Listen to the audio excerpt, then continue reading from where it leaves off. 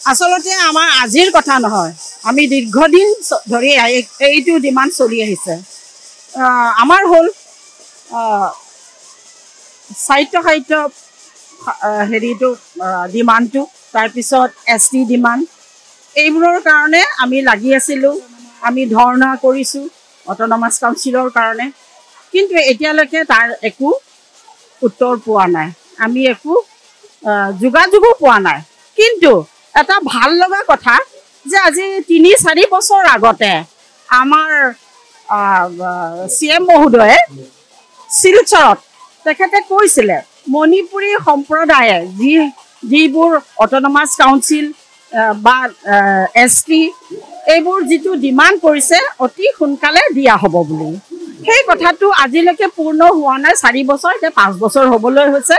মই তেখেতক অনুৰোধ কৰিছোঁ যে আমি অত বছৰৰ পৰা দীৰ্ঘদিন ধৰি আমি চলি থকা আমাৰ আন্দোলনটো যাতে আপুনি অলপমান আমাৰ ফালে মন দি গুৱাহাটী অসমত থকা মণিপুৰী সম্প্ৰদায়ৰ আমি 7 লাখমান বেছি আমাৰ মানুহ, সেইসকলৰ যাতে ডিমাণ্ডবোৰ পূৰণ কৰে। গতিকে মই তেখেতক সদায় অনুৰোধেই কৰি আছোঁ যাতে এইটো অনুৰোধ কৰাৰ সময় আমি তেখেত আমাক দিয়া ডিমাণ্ডটো আমাক পূৰণ কৰাৰো সময় বুলি আমি ভাবোঁ। সেইকাৰণে আমি আজিও ইয়াতে বহিছোঁ।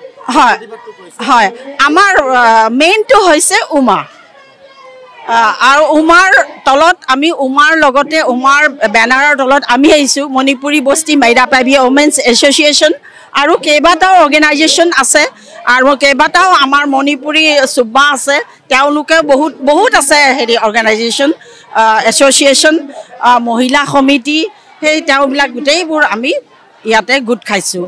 তাৰপিছত আৰু আছে মণিপুৰী বস্তি ৰাজবাৰী এথলেটিক ক্লাব, তেওঁলোকেও সহযোগ কৰিছে আজিৰ দিনটোত। হয় হয় হয়, আলোচনা কৰিছে, কেইবাবাৰো আলোচনা কৰিছে। আমাৰ যিসকল আমাৰ সমিতিৰ অৰ্গেনাইজেশ্যনৰ প্ৰেচিডেণ্ট বা ছেক্ৰেটেৰী এবাৰ গৈছিলে, যে এডভাইজাৰো লগতে গৈছিলে, ময়ো এবাৰহে গৈছিলোঁ মই। তেতিয়া আলোচনা কৰা হৈছে, আলোচনা বহিছে, তেওঁলোকেও কৈছিলে আমাক মানে আশ্বাস দিছিলে যে নিশ্চয় আপোনালোকে অতি সোনকালে পাব। সেই কথাটো আজি 3-4 বছৰৰ আগৰ কথা।